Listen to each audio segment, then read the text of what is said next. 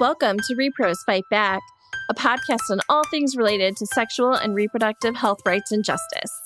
Hey rePROs, how's everybody doing? I'm your host, Jennie Wetter, and my pronouns are she, her. And y'all, I'm excited to just completely hand over the reins today because we're doing an AMA episode. So, Rachel, would you like to introduce yourself and take everything over? All right, it's Halloween month. We've got to have an equal voice. My name is Rachel Fay, also she, her pronouns, and I am the VP of Policy and Strategic Partnerships at Power to Decide, and really happy to turn the tables on Jennie today and ask her the questions. So, should we get started? Are you game? Let's go. All right. So I always wonder what my favorite podcast hosts are listening to themselves. So what are three of your favorite podcasts? Okay, so I'm going to cheat and do like some buckets, but I'll be quick. Oh, classic policy answer. I know, right? But I figured like I should do some that are related to our work. Yes. So I love Boom Lawyer. Never missed an episode. Yes. Right. They are so great. I am not a legal expert, and that is where I go to get. So I sound smart when I'm talking about our legal things. Same. So like Same. always listen to Boom Lawyer. Along that vein, I listened to Strict Scrutiny, and I also really loved the A-Files. And it's like a limited series. There's only like 8 or 10 episodes, but like absolutely worth a binge. Learned so much. And then for fun, I love If Books Could Kill. They take like the airport reads and like deconstruct why they're trash, basically. And that sounds so good. Right? It's like Atomic Habits, like all of those like that, and like just like breaking them down. Like This makes no sense. And there are some that like are truly delightful, like Men Are From Mars, Women Are From Venus. Like, oh my God, there are some great ones that they have done. So definitely recommend. And then How Did This Get Made? Ooh, that's a good podcast. I enjoy that. So fun. And then Maintenance Phase and Vibe Check. Like those are like my fun go-to podcasts. I listen to podcasts a lot, so I have like the list, right? So what are your favorite three? Oh my God. Well, shout out to Boom Lawyer and Strict Scrutiny. I now need to listen to the A-Files. I also, like along the lines of the work that we do, really enjoyed Crossing the Line, which is a podcast about people traveling for abortion care in the immediate aftermath of the Dobbs decision, and actually a little bit even before, during Texas's SB 8 abortion ban. I also loved the season of Slow Burn that dealt with Roe and abortion access in the United States. Totally learned things that I did not know, and I've been doing this a long time. So those are a few more I would add to the work pile. And then I like my political comedy, and I love British humor and just the sort of dry, sarcastic humor that comes with it. So I'm a big fan of something called The Bugle, which is like kind of a news/comedy podcast with some rotating but a few regular comedians. And they tackle both American politics, British politics, world politics. And it just makes me laugh. And then I'm a big history buff, and I'm super into this podcast that only comes out every other week called Cold War Conversations. It's just really like oral histories of people who were in unique positions during the Cold War, like serving as a guard on the Berlin Wall or things like that. And it's really fascinating to hear like first-person stories like that. But no, I'm like you. I listen to a lot of podcasts. It's kind of anytime I'm doing a menial task or walking or on public transit, like that's my chance to catch up. If you could be a guest on any particular podcast, what podcast would it be? So I feel like I have to pick If Books Could Kill. Like I know they don't like have guests and like whatever, or they haven't in the past, but like one, books are like a big passion of mine, huge reader, and I would love, like I'm sure there are some like repro related, like maybe like anti-gender related books that would be fun to be part of the like peanut gallery. Not the one who has to do like all the work of like the research to break down why it was terrible, but can like contribute snarky comments and be fun. I would just like to say, if they haven't covered the book The Rules, which was very common in the early aughts, that some girl in my college dorm gave to me, and I don't think it was meant as a compliment. I would love to see that one broken down, because that's some toxic. I don't know if I've heard that one. Oh God, it's just a lot of 50s style dating rules that we're trying to get revived. It's terrible. Do you listen to books on tape, or what are you reading right now? Audio listening or reading? Yeah. So it's so funny. As much as I listen to podcasts, I did not get into audiobooks until more recent. Shout out to the Libby app. Use that religiously to listen to. Generally, that's where I listen to my nonfiction books. Mm-hmm. So I always have a couple books going at a time. Same. So a fun one, maybe a work related one, and then a nonfiction. So right now, I just started the new Eric Larson book on the Civil War. I can't remember what it's called. It's about Fort Sumter. He's great. Yeah, I loved his. Oh my God, the one about Churchill. Oh yeah, the vile. I can't remember what it's called. I know, right? This is the thing. They're all kind of The Splendid and the Vile. I was going to say he writes an incredible book, but that's not fair. The Demon of Unrest is what I started.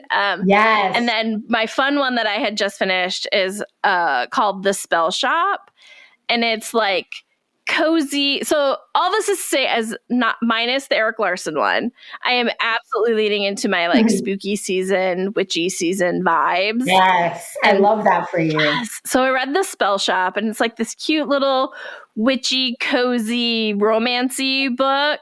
There's a talking spider plant. There's magic and baking, and she opens a jam shop as cover for her spell shop. It's just cute little witchy vibes and romance. Oh my God. I love it. It's making me think of a book I can't think of the name of right now, but I'm going to send it to you after the fact so you can tell your readers or your listeners about it. I think reading is one of my self-care. Yes, 100%. One of the ways that I handle the stress of working in repro. And so I'm actually like you. I read my books, my nonfiction, I tend to listen to in audio. And then when I'm reading, it's my escape. I give it all my attention, and it needs to be something really removed from work.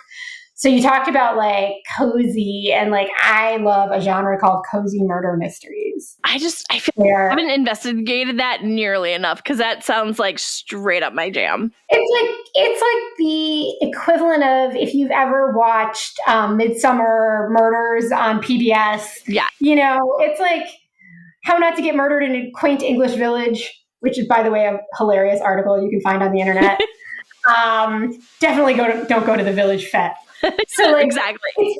It's that kind of thing. And there's this delightful series called The Thursday Murder Club about 4 older folks in an assisted living facility that solve murders, cold cases, in their spare time for fun. Delightful. It's been on my I feel I pick it up and look at it a lot and haven't actually pulled the trigger. So I need highly recommend. I'm watching The Discovery of Witches, which is based off a book series that I had read the first 3 of, that was a trilogy, but there's 2 more that have since come out, which is also delightful and fun. That keeps coming up on my suggestion list when I'm scrolling through streaming services. So I think at some point, it screams you, Rachel. It starts in Oxford. There's some time travel involved. My jam. Back to old England. It all feels totally you. All of it. Oh, I love that. Okay, now this makes me think of this, because every time that I look at your posts that are not about repro, there is one other love in your life outside of your incredibly adorable, beautiful cats that won't let you get any. So beyond those 2 is baking. And as a fellow lover of the Great British Bake Off, I have to ask you, if you were a judge, what would your signature challenge be? Okay, so this is hard. So I'm not a pie person, right? I don't. Pie crust isn't really my thing. I don't know. It's just not my jam. So not pies. I'm thinking cake and like something like fun and small. So I was thinking maybe like pedophores. Oh, that's a hard one, especially if you had like not the right, like not complete instructions. I could see you being very, you know, Prue, very Mary Berry about that one. Right? But how fun. Like, I like it. All these little perfect bites. Delightful judging experience too, because sometimes I look at it and I'm like, they have to eat 9 of those? Right? However many of them there are left in the challenge at that point.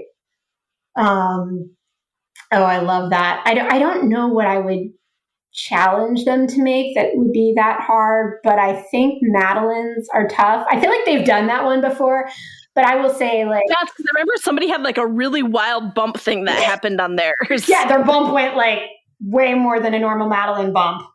It was like Mount Everest. Yeah, I actually really like Madeleines, and I find them like so elegant to give people like, oh, here's some Madeleines on it. You know, really, they're just little mini snack cakes in a shell. They seem so fancy. Shape, but I feel like that would be a good technical challenge. What would your signature bake be? It would have to be something bread related because I feel like I don't do like all of the like futzy decorating things. This goes back to like Christmas cookies and like all of the like icing and like it was like fun when you were a kid when you were just like throwing sprinkles on there, but when it got to be like you have to do all these like perfect whatevers and like like no, let me just like do like chocolate chip cookies where I scoop them out. Like I'm not doing all the like fancy extra work. So I'm thinking bread and like I don't know, some of the like really fancy bread sculptures, like remember what was it? Paul, was that his name? The lion? Yes, that was incredible. And Paul Hollywood was like, that's one of the most amazing things I've ever seen in bread. Yeah. So nothing quite that fancy, but like there have been some like really fun things that I've seen people do. So like that would be fun, I think. How about you? So I am not a bread baker. It is something I am slowly getting myself into. I tried some challah. I tried some cinnamon rolls and the challah actually came out well. The cinnamon rolls did not. Too tough. So I'm guessing overproof. But so I think I would go for one of my favorites, which is like so incredibly easy, but so delightful if you do it right, which is a clafoutis, which is just a French custard dessert. Oh my God. And shout out to Ina Garten's recipe for pear clafoutis. It is delightful. I think everybody should try new bakes every once in a while, but when you find things that you're just like, I can put that together in no time, like I can wow with that one. Like all of a sudden you become known for it. So like, yes, now I'm known for like, everyone asks for me to bring bread to things, but my one before that was I made these amazing molasses cookies that people would ask me to bring everywhere. Wow. I remember those from the earlier lockdown days of your baking posts. They're really good, but like, y'all, it's just a recipe. Like, everyone's like, yours is so much better. I'm like, see, baking is just a recipe and you can follow it. Cooking to me is much more difficult because I need recipes. Like, that's how my brain works, which is hilarious because when people tell me, like, well, how does it work in Congress? Like, say appropriations or something else. Yeah. I'm like, well, there's the process as it's supposed to happen. Exactly. And then there's what really happens, which is that at a certain point in the year, almost like clockwork, it goes off the rails and they make it up from there. So it's like you start out with a baking recipe and then it becomes just like a pasta free-for-all. But yeah, no, I think baking is an excellent way to deal with the stress of working in a tough space like this. Do you have any other recommendations for people working this world? Maybe for people who are like just starting out in repro. So one of the things so I came from environment and development. So like I came from outside the field. And so like I did a lot of like reading of things around things that were happening. And I got really involved in like the feminist like space that was happening like in the like late 2000s. And so like there was so much great stuff to read and catch up on. But what I really missed out on doing until later in my career working in repro was reading some of the like foundational repro justice stuff. And like, I think that would be something I wish I would have done sooner. And so like, I think that's great. And then the other big thing for like new people coming into this field is like, don't light yourself on fire, man. Like there is so much happening. Take on things, but like, don't take everything on. Find a way to leave your work when you're done for the day, because the burnout is real in our field, and like all of this stuff is so close to home and personal, and you just like carry that weight with you, and like it can be hard to turn off, right? Because people are like, what do you do? And like all of a sudden you're talking about all of this stuff that has like emotionally heavy. So like finding the way to not be lighting yourself on fire, trying to do all of the things, like find out what your things are and do them well. Those are two great pieces of advice I wish I had heard when I was starting out, because I definitely lit myself on fire. I'm terrible at that, man. I still am not great at it, but like, I try. I think when I do informational interviews now with like young people who are sort of in college or just coming out and interested in this space, I almost uniformly recommend that they read Killing the Black Body. Yep. Like before you just put everything down. So like to all your listeners, if you haven't read this, it is foundational. It will change how you think about all of these things and the intersections between them.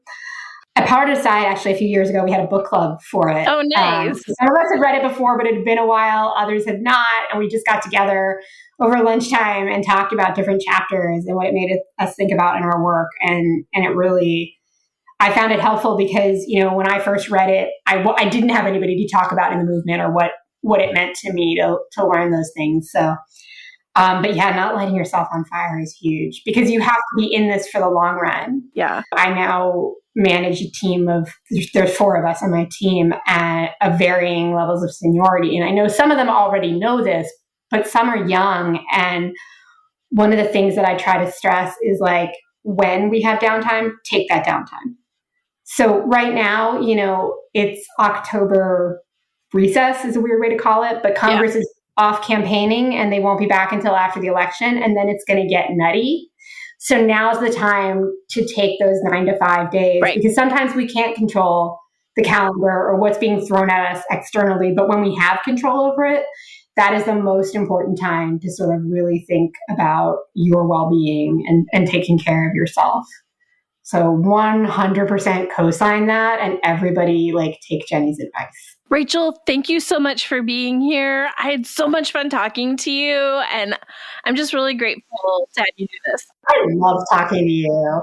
I mean, I could talk forever, whether it's baking or repro or anything in between. But yeah, I just want to say thank you for everything that you cover in this podcast. I've recommended it to people who don't work in our space, who just want to know a little more about what's happening and what it means for them. And I know it's a huge service that you provide for people who want to stay up to date on this stuff. So thank you for everything you do. Oh, thank you. I'm a huge fan of yours as well. If I ever have questions about birth control, you are my person. Oh my goodness. Just want to make sure everybody knows birth control policy. Yes. Talk to Dr. Reagan if you have questions about actual birth control. And also, Thanks Birth Control is coming up next month. Yes, it is. Mark your calendars. It is Thursday, November 14th, and we will be using the hashtag #THXBirthControl on all social channels. So check it out and join us in shouting out what birth control makes possible for you, for everyone, however much you want to show your love for birth control. Okay. Thanks, Rachel. Thank you. Okay, repros, I hope everybody enjoyed my fun conversation with Rachel. It was so great to get to do an Ask Me Anything with her. We had so much fun talking, so I hope you all enjoyed getting to listen in on our conversation. I always love getting to talk to Rachel. She is just such a wonderful advocate, and I enjoy working with her. So getting to just chat with her about fun things on the podcast was pretty amazing. So anyway, I will see all of you next week. If you have any questions, comments, or topics you would like us to cover, always feel free to shoot me an email. You can reach me at Jennie, Jennie, at reprosfightback.com, or you can find us on social media. We're at Repros Fight Back on Facebook and Twitter, or Repros FB on Instagram. If you love our podcast and want to make sure more people find it, take the time to rate and review us on your favorite podcast platform, Or if you want to make sure to support the podcast, you can also donate on our website at reprosfightback.com. Thanks all.